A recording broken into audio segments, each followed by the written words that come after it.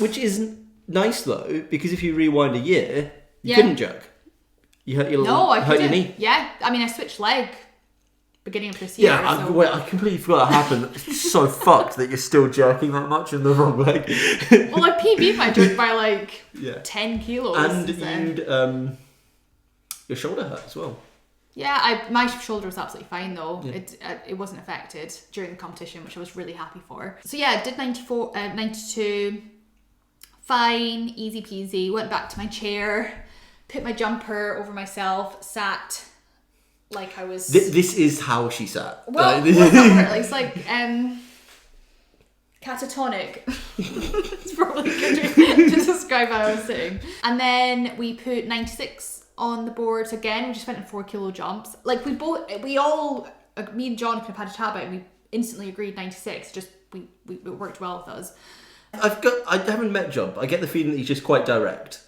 Yeah, he was. He was just like 96. You're like, yeah, 96. Just a nice Scottish man, like very direct. He reminded me of my old trampolining coach, who was.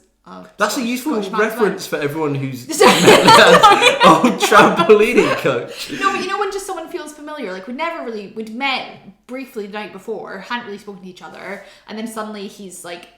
It's a very personal thing, coaching. Yeah, you've got to very much just go, right, I trust this person implicitly. And I did. Like, I fully was just like, I will do whatever you guys want me to do. If he's been put in that position by Weightlifting Scotland, he's obviously coaching at a high level. He's good. He's got to make those relationships and make those decisions quickly. Yeah. And it was really nice because he is the head coach for the Commonwealth Games training squad, which I'm a part of. So I'll meet him again in a couple of weeks in December. Yeah, 2 weeks. Where we're got our next camp coming up. So it was really nice to get on with him so well. So 96 did go forward in the clean. I think I stepped forward as I came up from the clean, but jerk was fine, easy. And then we went straight for the big 100.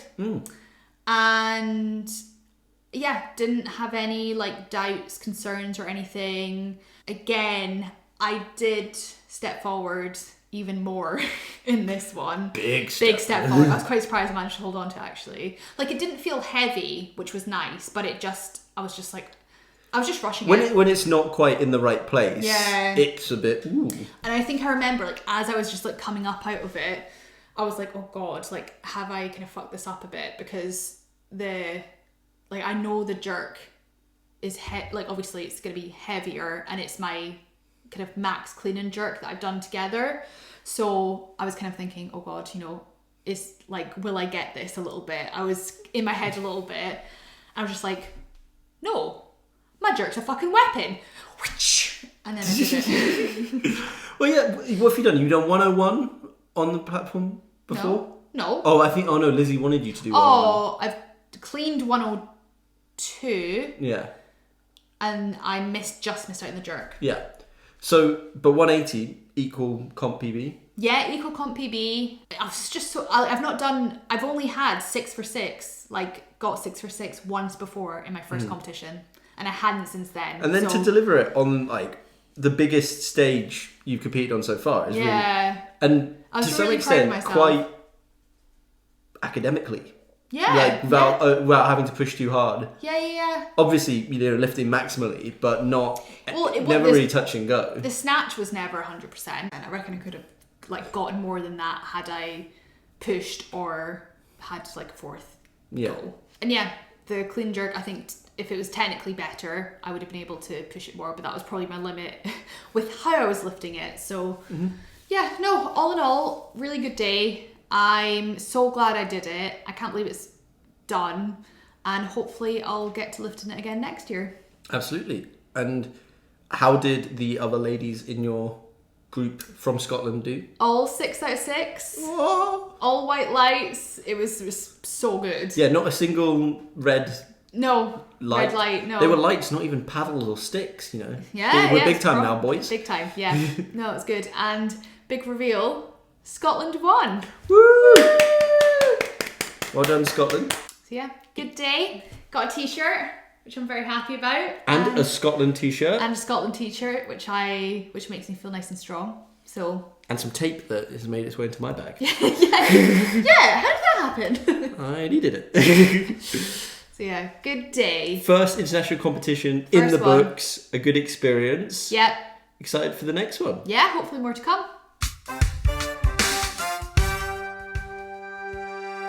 So we've talked about my competition enough. Probably far too much. I don't think we can ever talk about you too much, Lianne. Well, I'd like to talk about a very recent competition. Very fresh in our minds. That fresh, some would say. happened yesterday. Yes. You had your last competition of the year at Craigie Strength. At Craigie Strength. First competition at Craigie Strength. First one. For me, yeah. Very nice. Home gym, kind of. Not really. Yeah. But yeah, how did it go? Yeah, all right. Sum it up in one word. In one word. Which is going to be quite difficult.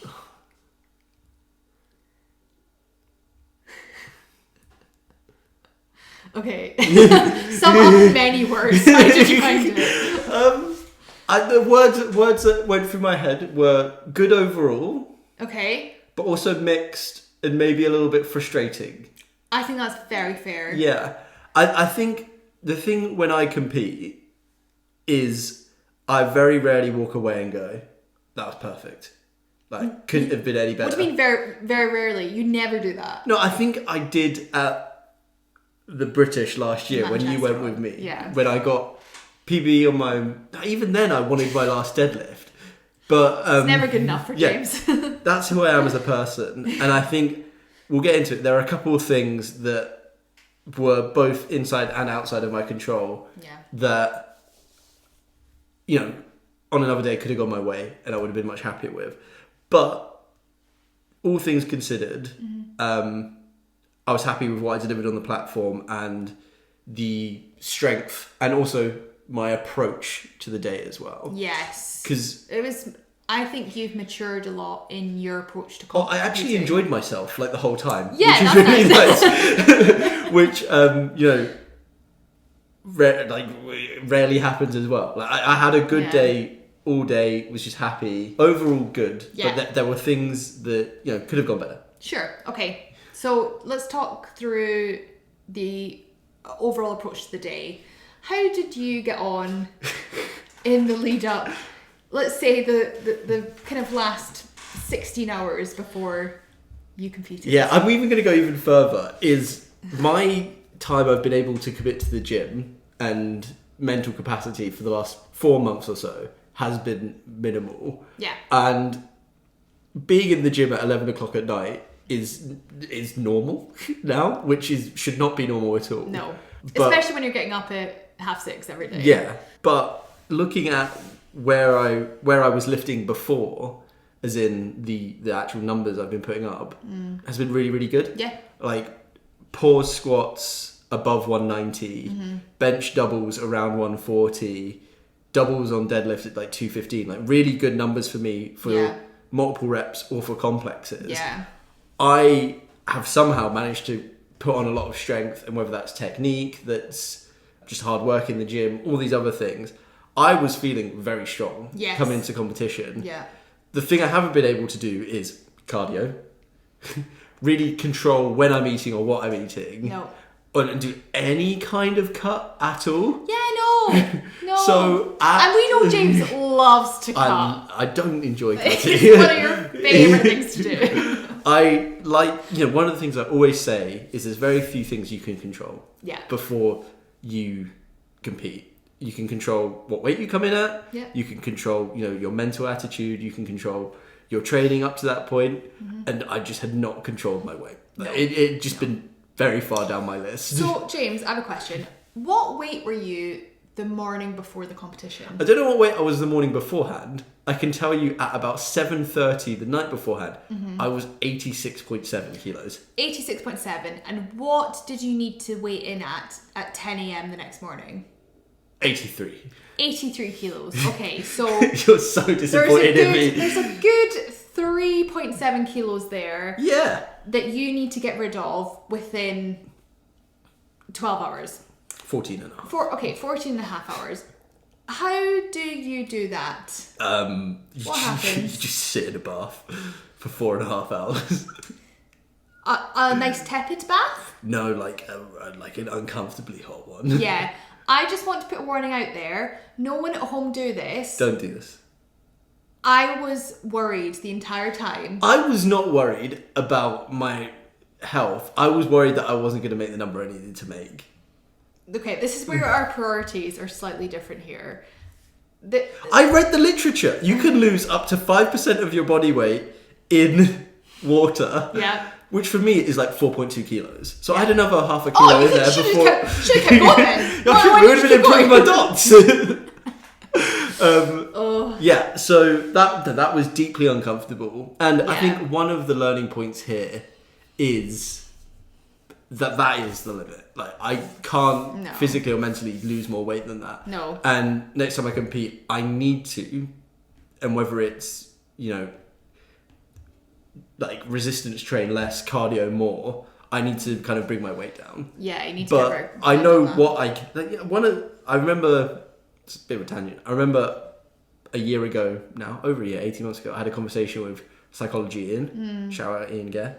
And he was like, "Why do you compete?" And I got to the point of I like learning something about myself. Every time you step on the platform, you learn about yourself. Yeah. About the way you approach things, what you value, what you like. And a very big learning thing is my tolerance to discomfort for something that means a lot for me is way higher than I thought it would be. You wouldn't have sat in that bath for 4 hours. I knew that about you already. You have this ability to just do something. Was it like type A, type B fun or something? But like you do something that's not enjoyable in the moment for something that you will enjoy later on. Yeah. I have no doubts that whatever you put your mind to, you are doing it. Some people probably think, like, I'm sitting in a bath for 4 hours, that's not that hard. When you get in a hot tub and you maybe sit in the hot tub for 20 minutes, then you're like, oh, maybe I'll just get out and just have my feet in. And then you'll get back in and then you'll be like, it's been 45 minutes, I'll get out of the hot tub. Yeah. Imagine being like, oh, I want to get out and just have my feet in. Yeah. And then you don't do that, and you continue not doing that for 4 more hours.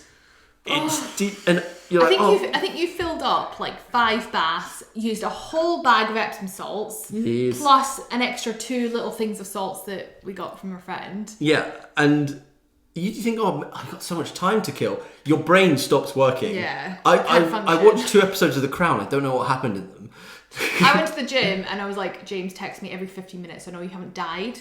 And then I just came back and kept checking on you, and you were just unwell. Yeah, and then how you looked.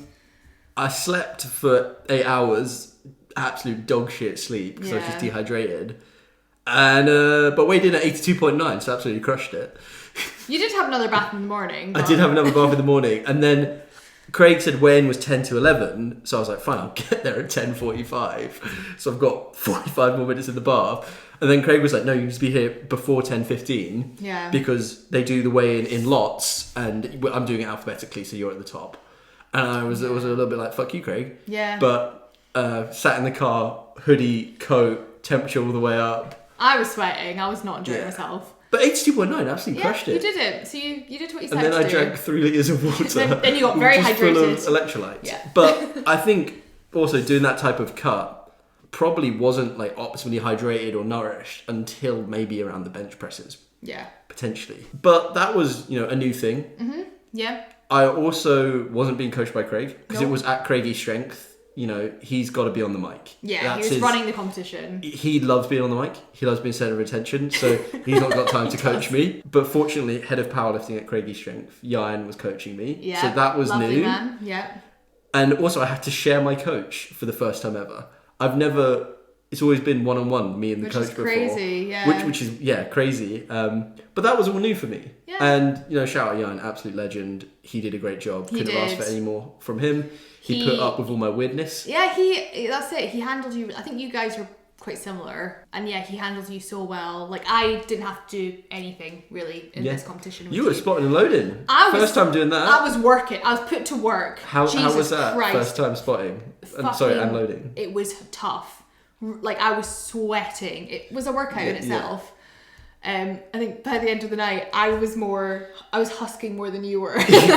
Yeah, I was looking after Lianne last night because also you ate too much food and then just kind of slithered around on the sofa. Yeah, I ate too much food, but Yeah, but besides the point.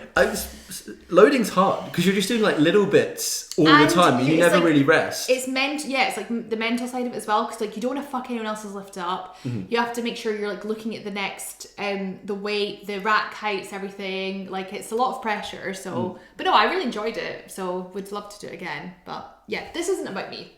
Back to you. You should be back to you. Yeah, so I've had my nutrition. I'm getting nourished. I've had my electrolytes. Fully nourished. Fully nourished. I've had like 3 Lucozades. You know, do my mobility. And the ladies were going first, so Jan was kind of with them. And I've gone and stolen one of the good bars and some of the good plates. So I have the good shit. And I'm going to start squatting. Yeah. And this young man, 15-year-old boy, comes over. And he goes, "Oh, can I warm up with you, please?" Aww. And that was young Tom, and I had a great time. I was just kind of coaching him a little bit. Oh, that's nice. And he was confused because none of the plates were coloured. We were using like the CrossFit plates. Oh, okay. And he kept on asking me how much plates weighed. Even though it And I was like loading the bar for him, and then he was like, 2 blue, that's 60, right? And I was like, yeah, that's 60. That's but good. I think it must have been one of his first couple of comps. Yeah, He was on his own. Yeah. The man qualified for the nationals. Yeah? Yeah, he was a strong boy for 15. He was really good. He did really well. I was watching him. So I was just and honestly, really quite enjoyed that. Good. It got me out of my head a little bit. Yeah. So yeah, I was helping him. And then Jan had, which is also new for me, he had all my attempts written down and how many reps I was going to do for everything. Nice, okay. And he was kind of unenviable job. He had Emmy and Amy, who are typically at opposite ends of their group. Yes. And so he'd do one of them. Because they were competing at this point. They were competing. They were in the flight before. Yeah. He'd watch one of them, come and watch me do mine, then go back for the other one. Yeah. And then do the next one, and then come back. It's a lot. Obviously, then he had to handle me and watch their warm-ups, Yes, which... Sure, yeah. It was all over the place. But squat warm-ups just felt 5 out of 10. Okay. Really. I didn't feel super strong, but I didn't feel bad. I was like, this is weight. It's moving. Yeah. And I said to Jan, look, I don't even want to know any of the numbers. No. Like, I don't even, like, I've put in my openers, leave them as, you can move them, change them, whatever. That's what we did. So it gets the time that I need to do my first squat. So I've decided I don't want to look at the bar. So I'm standing in the queue, just facing Jan with my headphones on. Yeah. And I've got my hands over my headphones again, because I just don't even want to know anything. No. I just know knowing the weight isn't going to help me. So I'm facing towards Jan, and he's kind of shuffling me forward like a little crab or something. Yeah. And then I've got my hands over my ears. Like a toddler having a tantrum. Yes, we'll put up this picture where Jan looks very handsome and I look like an idiot. Then my shoulders start to hurt because I'm pushing. So I go, Jan, would you mind putting your hands over my ears? And him, being the absolute monarch that he is, was like, yes. Yeah. It takes a long time to load the bar for me. Like a weirdly long time. For your one in particular, they just kept messing it up, like the rack heights or the weights. So it just took longer than it should have. Yeah, and I was kind of getting a bit like, just wound up. go, You just want to lift at this point. Yeah. Anyway, it eventually gets to me, and I walk out onto the carpet. Weird. I don't know if that's like a British powerlifting thing, but there was carpet. I was confused about why there was a carpet. It's weird squatting, especially when you're wearing barefoot shoes for the purpose of feeling the ground. The thing is, no one ever trains on a carpet. I know some people might. Like really big, yeah. No, unless you have to, you probably would. So I'm just like, right, I don't want to think about that. Yeah. I walk up to the bar, and all I've been thinking about in my training is like, make it light out of the rack. Yeah. So plant your feet, twist them in, big brace, as we talked about in the last episode, pull the bar down, because the last thing you want when you take the bar out of the rack for any squat is, oh shit, this feels really heavy. Yeah. So anyway, that's entirely unsuccessful. Right. Every single squat, when I take it out of the rack, I'm just like, that's quite heavy Felt actually. heavy. And you can't, when it feels heavy, it just feels heavy. Yeah, you can't do anything about that. Fight that back. No. And like, I had a conversation with Jan about pushing it into the rack and pulling it down, which I was doing, which helped marginally. Yeah. But the bar gets heavier every time. So when I come down and I come out of the hole, it feels light. Yeah. And my first 2 squats, so nice. Easy. Textbook. Unbeknownst to me, my second one was 197.5, which was my third at my prior 2 competitions. Yeah. And hopefully we can show last competition and this competition.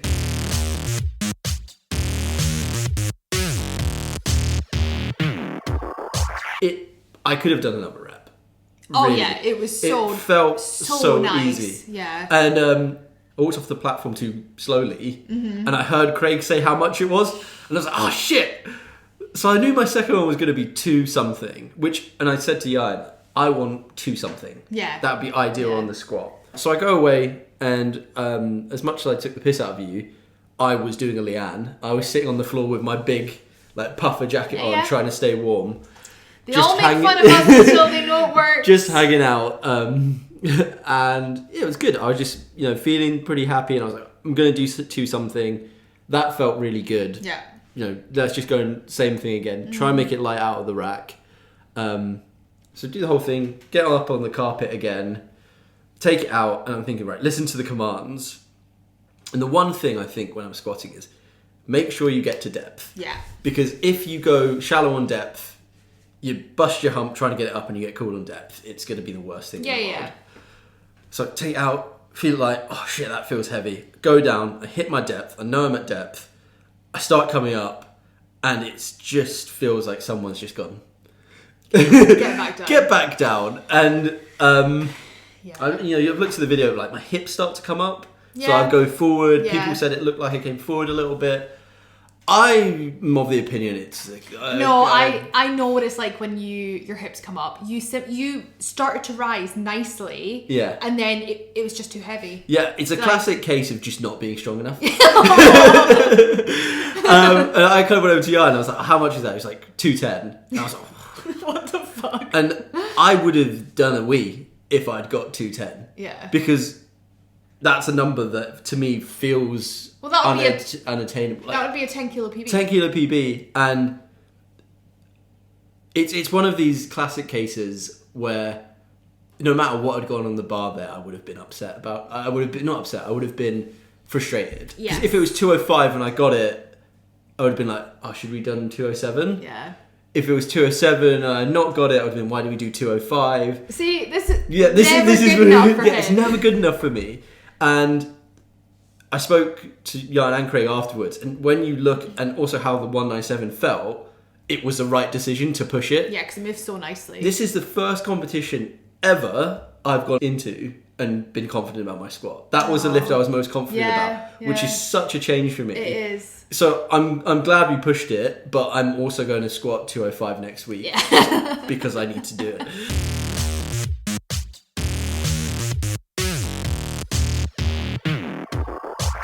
So, a good day there. The strength that I had came through. Yeah. And sometimes we say it's not always about numbers. It's about the way the bar moves and the bar speed. That 197 compared to 6 months ago was... It was like it was 10 kilos lighter. Yeah. It was incredible. So that was good. We're going on to bench now. And I've had a little bit of an issue with my chest. And I get this every time I compete. My bench feels good, so I push it in the training. Literally every time. And then I hurt my lat or I hurt my chest. Yeah, it tightens up. I just had this little bit of tightness in my right chest. And I was thinking, and I'd originally planned to open at the dreaded 135, which we all know is a number I bombed at in March. And when I put my numbers in, I went 130. I was like, just play it safe. Yeah. A smart decision, I think. And I'd gone to the gym last week, literally on Friday, just to do some light chest flies, some light lat pull downs to ease it off. And it was weird. It was like when I was reaching across myself is when it was tight. Yeah. When I was benching, actually felt fine. So warming up with Tom again, we were having a nice day. Bar felt good. Chest felt fine, but it was still in the back of my mind. And bench was probably what I was least confident about because of the chest. Warmed up to 125, moved really, really nicely. And I said to Lianne, go and pretend you're changing the number, I don't know what it is. Yeah. Did 130. And all I was thinking about was listen for the down, listen for the press, and I don't even listen for the rack anymore. I just hold the bar and let someone pull it away from me. The last thing you want is to get called on racking too soon. Yeah. So we did the same thing, the looking at Lianne thing again, and 130, you moved. And so I wandered off, put my coat on, sat there moodily, and then I did the next one, and it felt better than the 130. It was... And this is where I was very surprised at how good it was, because I knew what was on the bar. Yeah, I thought it was maybe 137. I was shocked at how nice it moved. Yeah. So how much of a jump was it from 130? It was 12.5 kilos. Yeah. But it's what we've talked about before, like you were saying on your snatch. When you hit all those performance points of, you get the glutes really tight, you get the back really tight, you hit the right spot, the arm is stacked, it's easy. It just moves, and it hit a little stick, it was fine. I was actually a bit worried about that lift beforehand, because on the 130, I sat down, I got under, and I slammed my legs out. So, for people who don't know, using your legs and your glutes in the bench is pivotal. The bench is as much a glute movement as it is a chest movement, in my opinion. Full body exercise. Yeah, because you're pushing with your legs, you're creating tension in your spine, and you're creating that sensation of pushing the bench down rather than the bar away. So if my glutes aren't driving, I'll lose like 10% on my bench strength. And I just got a bit excited. And I slammed my glutes out, so I cramped. The glutes got too involved. I cramped my left hamstring, and I think that's partly why the 130 didn't feel too good. Yeah. And bearing in mind, Yain's just put 142 on. I am lying on the floor, and Yain is like massaging my hamstring. had faith in He's you. such a nice man, just, like rubbing my hamstring. But it was actually fine for the 142. Yeah. Which is good.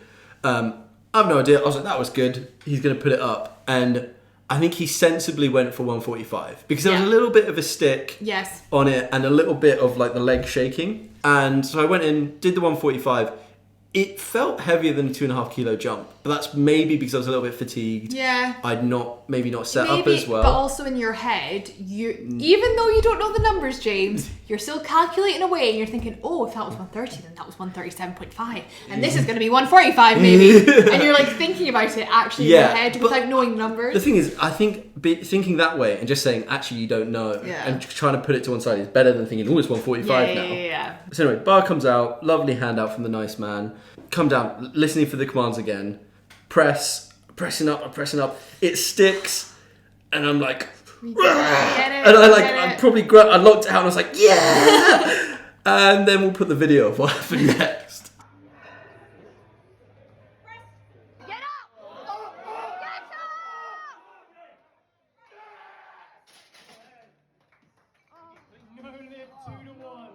So I'm celebrating, I'm walking away, and I see just someone there with their little red paddle, the red paddle of doom. I was so upset and for you. I got 2 red lights for the butt. The butt. Too much butt again. And it's a fair call. Yeah. It's a fair call. So in bench, you're not allowed to. Your butt's not allowed to leave the bench. Gotta be contact the whole time. time. It a little bit too no, hard. Well, the judge said you're not clenching hard enough. Actually. Oh. Yeah. So.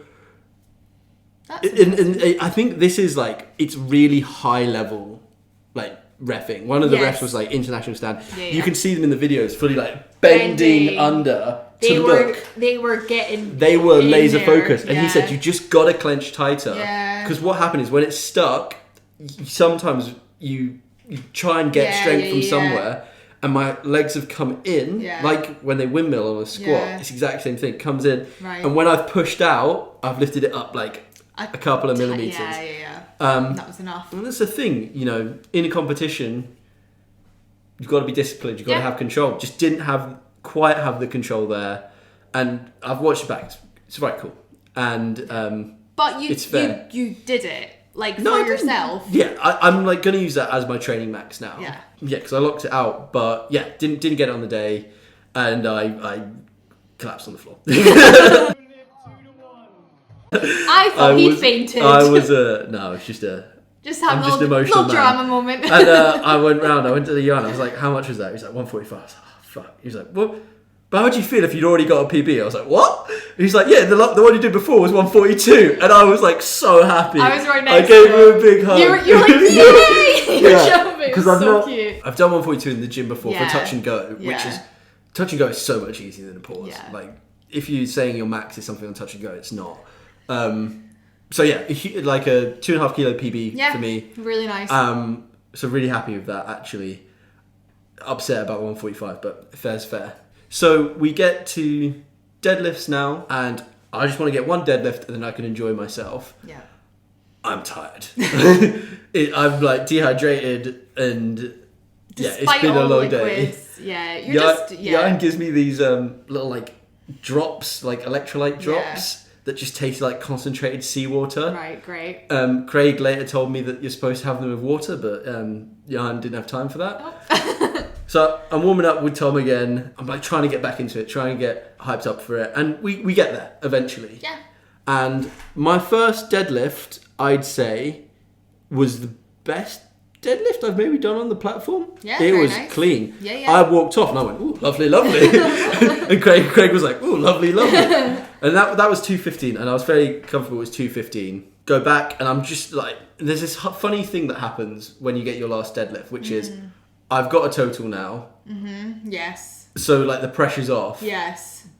And then you need to kind of motivate yourself to be like, now I need to get the best lifts I can get. Yeah, because it's like you don't actually need anything more. You could just stop here and have a total. Yeah. But it's you for yourself. It's you for you now. Yeah. So I'm trying to get psyched up, and I got in I felt like a really positive headspace. Yeah, good. Went out, hit the next deadlift, and once again, I think with deadlift, you can sometimes get too feral. Yes.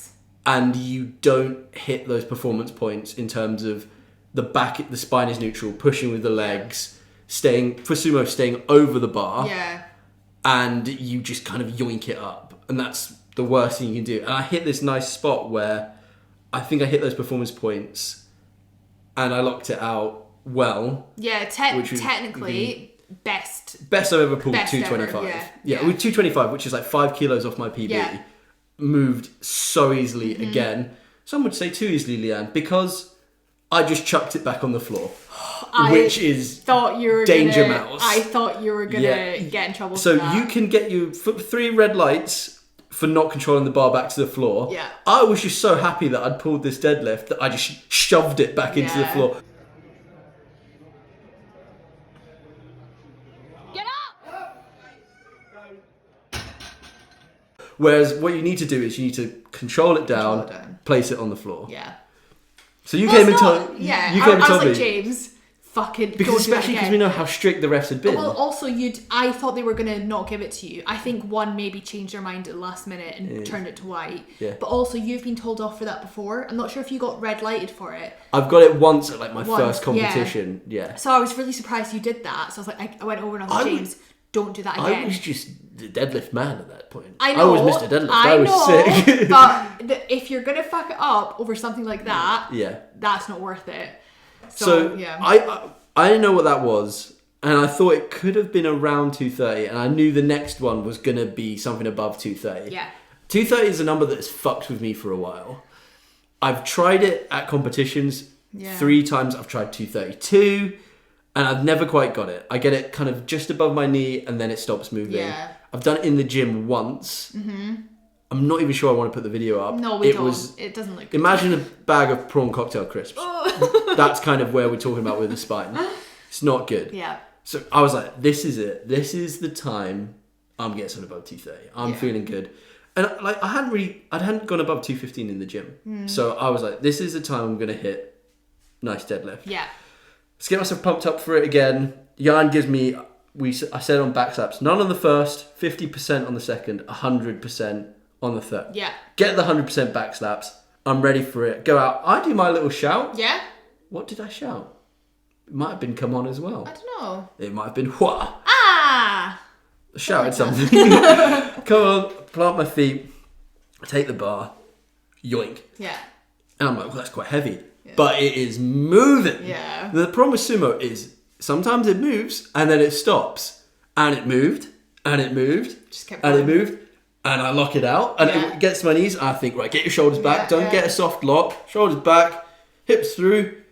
Yeah, I've got it. I get my nice down command. And I do the world's nicest RDL. Honestly. Hip hinge. No. Control to the floor. James takes the piss at this point.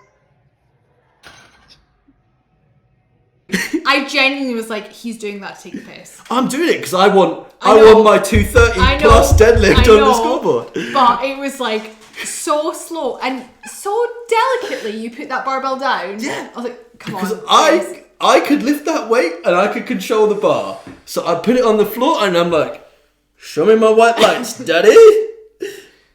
And I see the red paddle of doom. And honestly, my heart breaks. Yeah. What? Are you And I don't understand and what's just happened. I'm crouched on the floor and I just put my hands and I go, what the? And the nice Scottish man goes, hitching. And I just kind of walk. And I go, okay.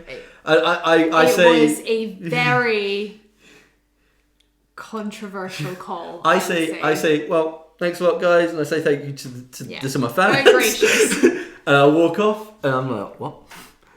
And so, my understanding of the rule is, if you are holding the bar in a position such that you couldn't stand up. So like you're using the bar to count. Almost your body weight to pull it kind up. of like yoink it up. Like a crank, like a roller coaster going up the hill. Yeah. So that would count as hitching. You're not allowed to do that. You can't do that. And so powerlifting. Should we show the video so they we can see? We can show the video. Get up! Get up!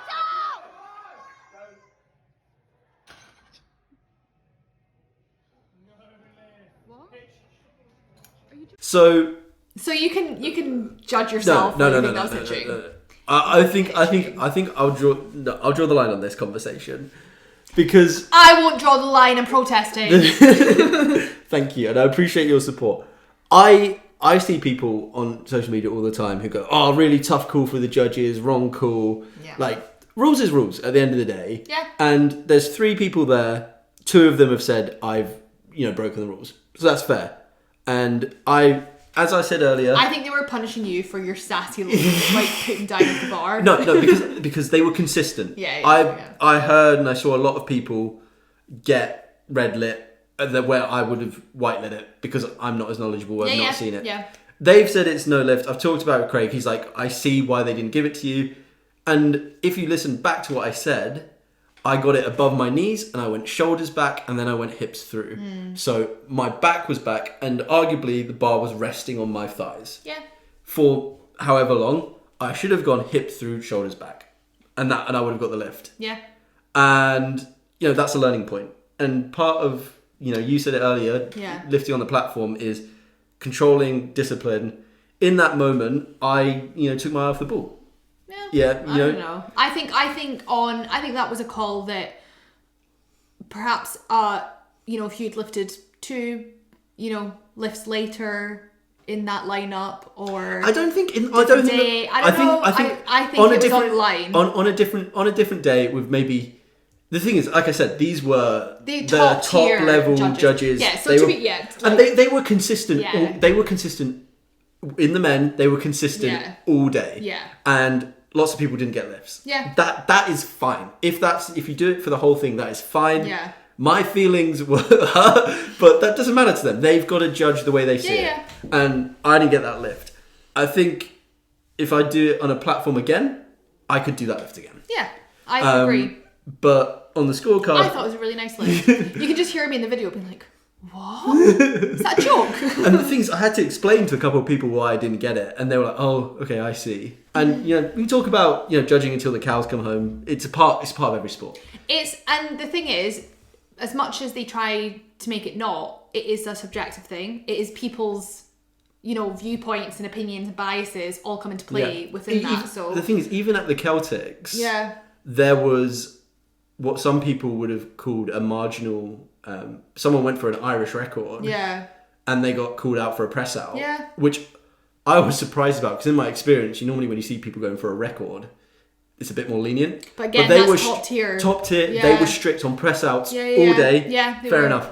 If you're consistent with it, fine. And I think it would have. I would be maybe more pissed off about it if I was like in contention for first or second. Yeah. But there were like some guys with like 600 kilo plus totals there. For Big, me, it was boys. it's just frustrating that on my record, I don't have 235. I have 225.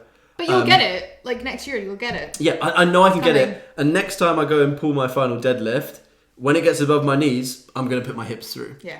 And as I said right at the beginning, why do I compete? I want to learn something. And I've learned, you can be as hyped up in the moment as strong as you want. If you're not disciplined and you're not controlled, you're not going to get it. Yeah. So yeah, that was it. I was like pretty upset yesterday, if I'm honest. No, Overall, pretty upset. Shit day. In that moment about that lift, I was upset. Understandable. But I was really gutted for you. Yeah, and I think that's what I was just gutted about the numbers. Yeah. But I think in terms of, I had a great day. Yeah. I had fun with friends, and I'm definitely stronger than I was 6 months ago. Yes, which is the point of competing. You find out how strong you are. Yeah. And I'm motivated that next time I compete, I'm not going to make those small mistakes in kind of delivering a lift again. You just add it to your kind of pool of knowledge that you have about what you need to do. So yeah, that's kind of why I said I had a bit of a mixed day, and I found it hard to sum it up, because it's good in terms of I felt strong, I lifted some heavy weights, but those little technical things around the edges need a bit of work on. Well, I'm very proud of you. I think you did a really good job, and that's the best I've ever seen you lift. So and I think it was just a pleasure to watch you, really. And I think even my approach to the lifting, I was so much more calmer and focused when I needed to be, even than maybe Red Beard in June. Definitely. So kind of the psychological approach is really good. So thank you for Lianne for putting up with me. Thank you to Emmy and Amy for also being a joy to share coaches with. Yeah. And thank you to Craig for running a wonderful competition, as always, and the Crazy Strength family. As always, thank you for Lianne for supporting me in all of my silly endeavours. Welcome. Happy to. That's what I've signed up for. That's nice, isn't it?